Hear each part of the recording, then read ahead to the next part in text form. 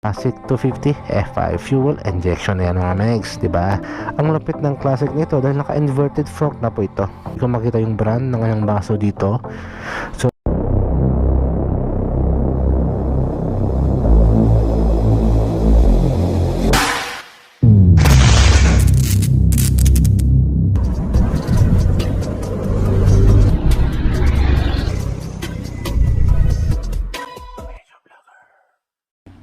So what's up mga megs, Megilig sir, yung medyo vlogger. Ngayong araw na ito ay gagawa naman tayo ng panibagong video.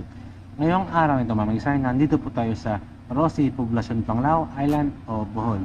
Dahil syempre mga megs no, ay share po ko sa inyo na isang motorcycle na classic. So mga megs no, mahilig ka ba sa mga classic na motor? Pero medyo magastos sa gasolina? Naghahanap ka ba ng classic na motor na fuel injection? Tara mga megs, bago tayo magsimula sa vlog natin ay shoutout mo muna sa mga empleyado ng Rosie, Panglao. Sir, ma'am, maraming salamat po dahil pinayagan niyo po ako na mag-vlog dito sa inyong branch. Kaya tara mga megs, silipin natin ang classic na motor na ito at baka magustuhan nyo at baka maging one of your choice pa. Kaya tara! So mga megs no, ito po yung kanilang Rosie Classic 250 at 2020 po ito na model mga megs. Pero mga megs, so, hindi po ito yung pag-usapan natin dahil ito po ay yung kanyang fuel system nito ay hindi pa po FI mga megs no. Pero kita nyo mga megs no, napakaganda ng format talaga. Napakaganda ng classic nila. Tsaka ito, gustong-gusto ko yung format ng kanyang front light dito. Kaso mga miss no, hindi pa siya LED, halogen pa siya. Pero mga miss no, yung pag-usapan natin ngayon ay ito yung sa likuran. Kita nyo? Yan. Di ba? So mga megs, I introduce Rosie Classic 250 na fuel injection FI mga megs.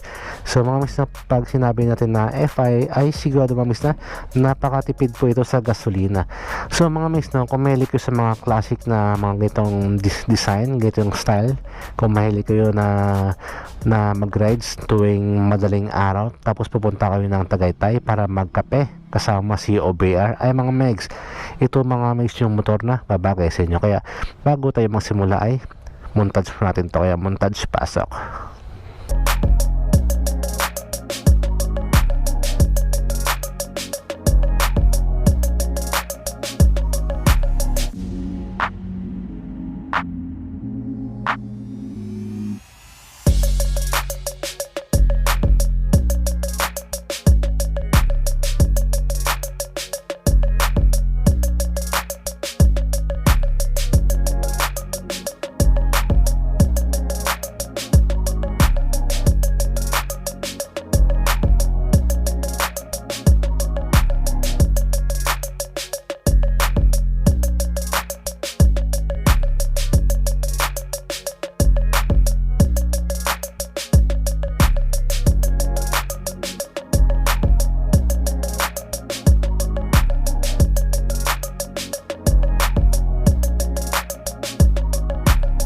Punta na tayo sa cash price ng classic na motor nito.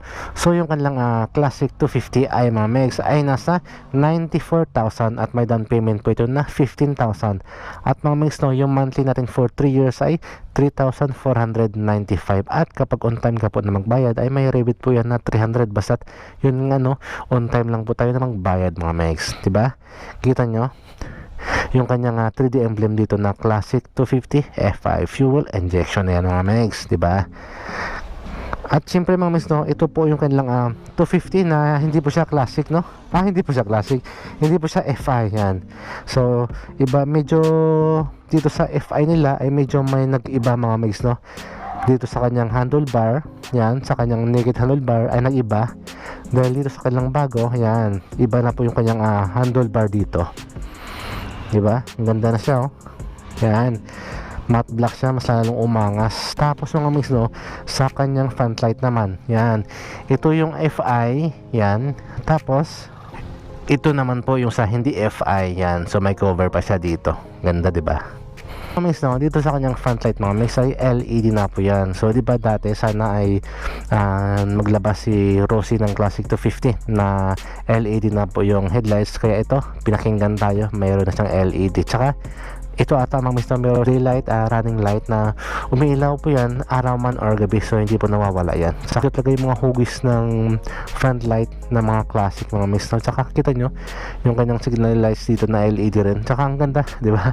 Ang cute. So gumagalaw siya, ibig sabihin mga miss, no, kapag dumaan to sa mga matagtag na lugar ay hindi siya madaling mag-crack. Tsaka mga miss, no, ang lupit ng classic nito dahil naka inverted fork na po ito. So glossy black po yung kanyang front suspension dito, tsaka yung kanyang rear front fender dito na medyo maliit na bakal siya mga miss, no, kaya sobrang tibay po nito. Kaya naman kapag dumaan tayo mga miss sa mga basang kalsada ay dandahan lang tayo para sa hindi naman po kawawa yung makina natin mga miss, no. Saka ang kapal ng gulong niya dito, basic na motor at pwede rin siya pang off-road dahil yung size lang naman nito mga miss ay nasa 110 by 90 at 17 inches po yung size na kanyang mags. At mga miss, no, naka dual disc brake po ito sa kanyang harapan. Tsaka ang nagustuhan ko dito mga miss, no, dahil dito yan glossy black na siya, kaya naman wala ka na pong bahala pagdating sa mga kalawang dito mga miss, no. Tsaka meron siya mga reflector dito para sa zero visibility po tayo, para sa kitang kita tayo sa gabi.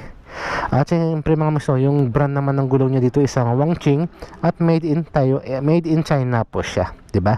Siyempre mga miss, no, tubeless na po yan mga megs. At dito naman tayo sa gilid mga megs, kita nyo napakaganda ng gilid niya, diba? Naked bike talaga siya na classic, modern design with classic design talaga siya. So matte black siya mga miss, no, yung kanyang makina dito. At dito naman sa elbow ng kanyang muffler is matte black siya, kaya lang naman wala ka na pong bahala pati sa mga kalawang mga miss, no. So diba, hindi mo na kailangan pa nalinisan ng mga PS1 para matanggalan yung kalawang. Ito matte black na siya. Tsaka meron siyang hit guard dito na bakal para sa iwas paso siya sa mga makukulit na bata. Tsaka sa apakan naman natin yan, so nabalik siya dito para pag natumba ganoon lang siya, di ba? Hindi kawawa po ito, hindi siya matubali. Napakaganda ng forma ng kanyang muffler dito, rosy. So naka Euro 4 na po ito, kaya naman napakatipid po sa gasolina, plus napakatibay din po at nature lover din po siya dahil naka Euro 4 po siya. Ang nagustuhan ko rin dito mamay sa motor na ito dahil meron na pong baso yung kanyang rear suspension dito, kaso nga lang hindi ko makita yung brand ng kanyang baso dito. So comment down below mga miss, kung anong brand ng dibaso ni Rossi sa kanyang rear suspension dito. Siyempre mga miss, naka disc brake na po ito at ang ganda po ng forma ng kanyang swing arm dito. Yung size naman ng gulong niya sa rear tire is 130 by 80 at 17 inches po yung size ng kanyang mags dito mga miss. Tsaka ang ganda ng kulay ng kanyang mags, glossy black siya pero parang may pagka smoke po siya. At ito mga miss, no, para sa grab bar natin, yan chrome siya mga miss, no. Ganda ng design niya.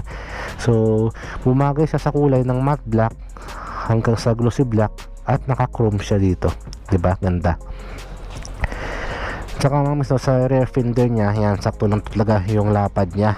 Kaya naman pag dumaan nga to sa mga basang kalsada ay dahan-dahan lang tayo para sa hindi nga kawawa yung BR natin. Yan. So sa rear light natin may maliit lang siya na LED dito at yung signal lights natin ay LED na rin po. At ito naman po yung plaka natin dito, tsaka meron siyang reflector dito. Tsaka sa upuan mga miss, no, yung kulay ng upuan niya, ano ba ang kulay nito?